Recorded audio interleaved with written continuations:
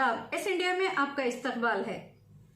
Police वाले बिगड़ चुके हैं, कुत्ते की तरह सड़क पे पड़े झूठा चाटे। ये अल्फाज कहने वाला कोई ऐरा गैरा गुंडा बदमाश नहीं है, बल्कि ये वजीर दाखिला यानी होम मिनिस्टर की जबान है, जो पुलिस एहलकारों पे बरहमी का इजहार करते हुए पुलिस को झूठा चाटू कह रहे हैं।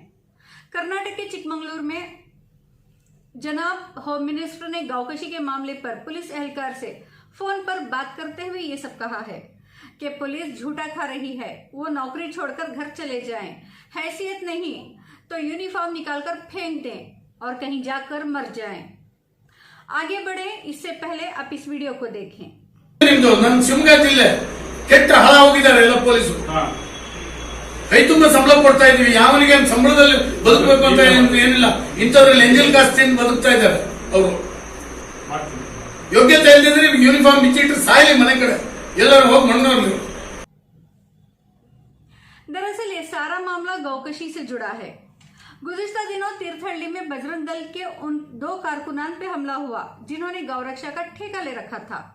तीर्थहल्ली से गोवा एक्सपोर्ट गाड़ी को बजरंग दल वालों ने जब रोका तो उनके ऊपर गाड़ी चलाने की कोशिश की गई। आप उस गाड़ी को भी स्क्रीन पर देख सकते हैं, जिसमें जानवर यानी भैंसें सवार हैं और वहां मौजूद भीड़ रेस्क्यू कर इन भैंसों को निकाल रही है। यहाँ पे गौरतलब बात यह भी है कि इस गाड़ी में गाय नहीं है बल्कि भैंसें निकाली जा रही हैं और मौके पर जो हुआ है ये हमला था, सेल्फ डिफेंस था या कोई एक्सीडेंट, ये अलग मौजू है। लेकिन यहाँ बजरंग दल वालों को ये हक किसने दिया है कि वो राहगीरों को रोककर कानून हाथ में ले? आखिर पुलिस किस लिए बनी है?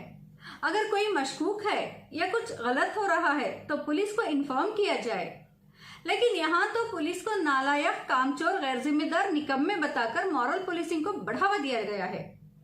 और इस पूरे वाकये का फायदा उठाते हुए जिला भर में मुस्लिम मुखालिफ संघी सियासत शुरू हो चुकी है, जिसके चलते संघी नेताओं से लेकर कारकुनान तक पुलिस की इज्जत की धज्जियां उड़ा रहे हैं।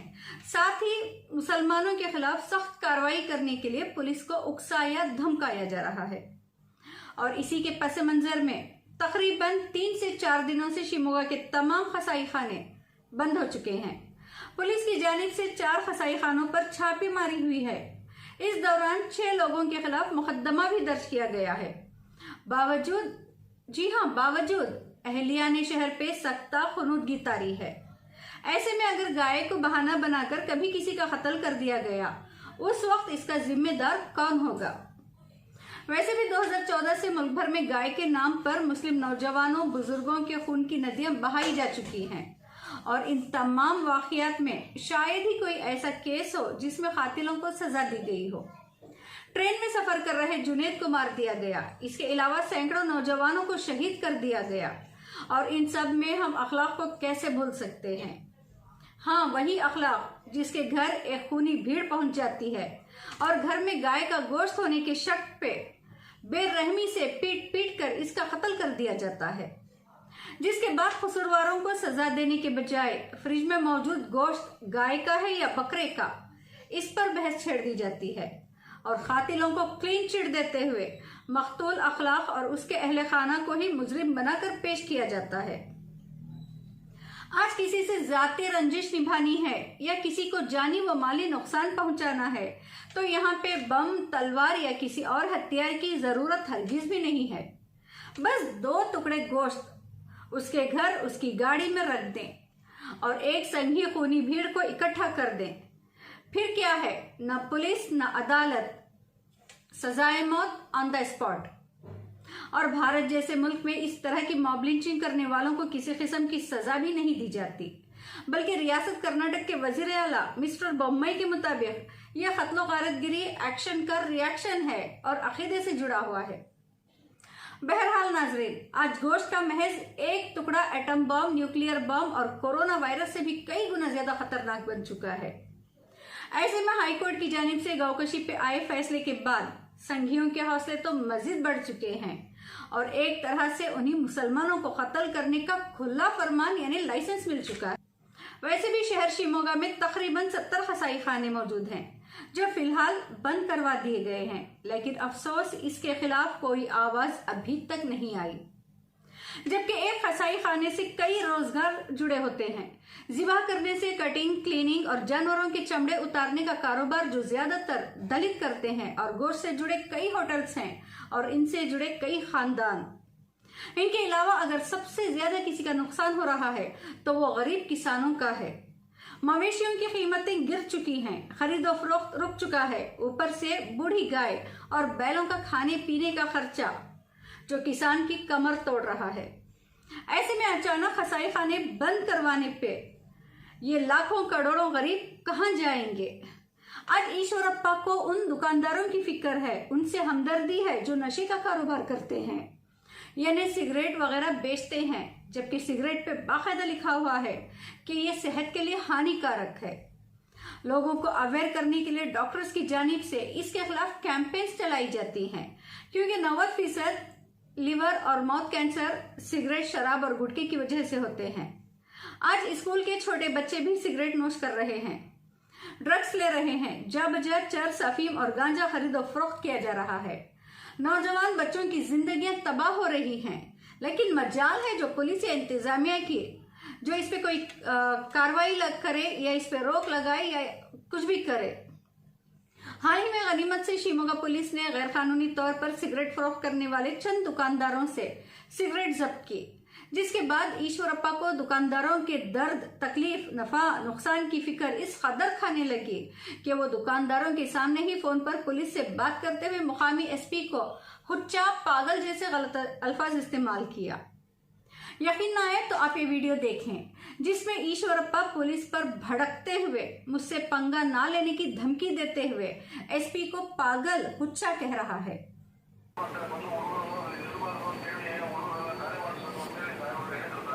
ಹೂನಪ್ಪ SP ಅವ್ರಿಗೆ ಹೇಳಿ, ಯಾರು ಹುಡುಗರು ಅಂಗಡಿ ಎದುರಿಗಿರ್ತಾರೆ ಅವ್ರಿಗೆ ಒತ್ತು ಹೇಳ್ಕೊಂಡು ಒಳಗಾಕಿ ನಿಮ್ಮ ಲಾಕಪ್ನಾಗೆ.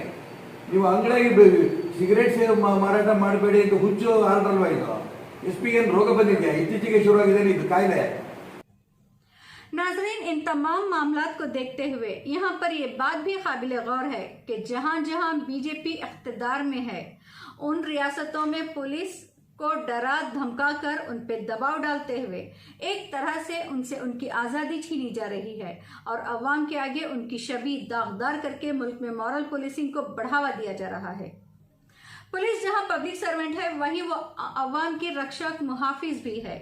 लेकिन आज चंद अनपढ़ गवार नेता अपने रसूख और दबदबे के चलते पुलिस के विहार को पैरों तले कुचल रहे हैं, जिससे अवाम के आगे पुलिस की छवि तो मुतासिर हो ही रही है और पुलिस की हैसियत एक वॉचडॉग बन के रह गई है। कल तक जिसे रक्षक, मुहाफिज कहा जाता था, आज उसे कुत्ता कहा जा रहा है।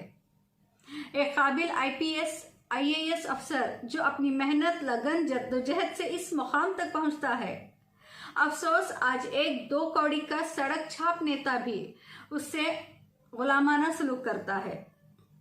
खैर नाजरीन, पुलिस अपना काम बखूबी जानती है, उसे अपना काम करने दिया जाए, क्योंकि अनपढ़, गवार, गुंडे, बदमाश ताकत के चलते इसके सर पर बैठकर राज नहीं कर सकते और पुलिस को संघी पुलिस बनाने की कोशिश तो हरगिज नहीं की जाएगी।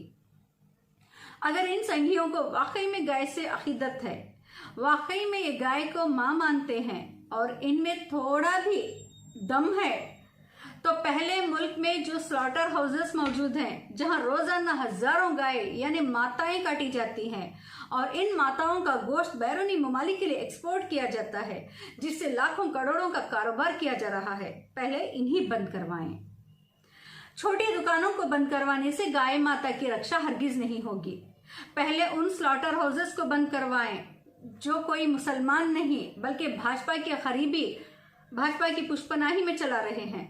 सिर्फ यूपी की बात की जाए तो योगी के राज में 4 स्लॉटर हाउसेस मौजूद हैं।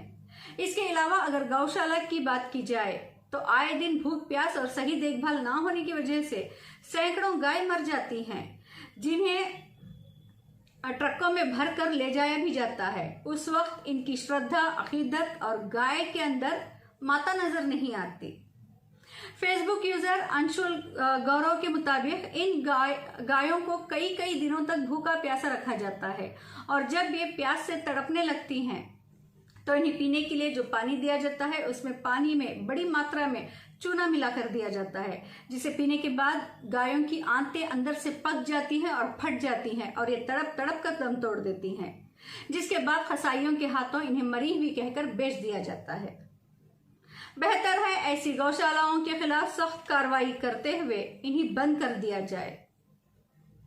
बहरहाल नाजरीन, हम एक बार फिर यही कहेंगे कि मुसलमानों को चाहिए, बिलखुसूस खसाइयों और होटल मालिकान को, कि वो अपना आईनी हक इस्तेमाल करते हुए इस नाइंसाफी और जुल्म के खिलाफ एहतजाज करें। सरकार व इंतजामिया से सवाल पूछें और मुल्क भर के बड़े स्लॉटर हाउसेस बंद करवाने का मुतालबा करें, या कुछ माह के लिए बड़े जानवर का गोश्त खाना ही मुकम्मल तौर पे बंद ही कर दें। फिर देखें इन्हीं की जूती कैसे इन्हीं के सर पर पड़ती है। और आ बैल मुझे मार की कहावत सच होती है। जब ये आवारा जानवर सड़कों पे लोगों का जीना मुश्किल करते हुए घरों के अंदर घुसने लगेंगे, उस वक्त इन्हीं पालने खिलाने में इन संघियों को नानी याद आएगी। वैसे भी गोली और मरहम उसी को करना पड़ता है जिसे जख्म है, और यहाँ पर तो गाय के नाम पर जख्म हमारे ही जिस्मों पर लगाए जा रहे हैं।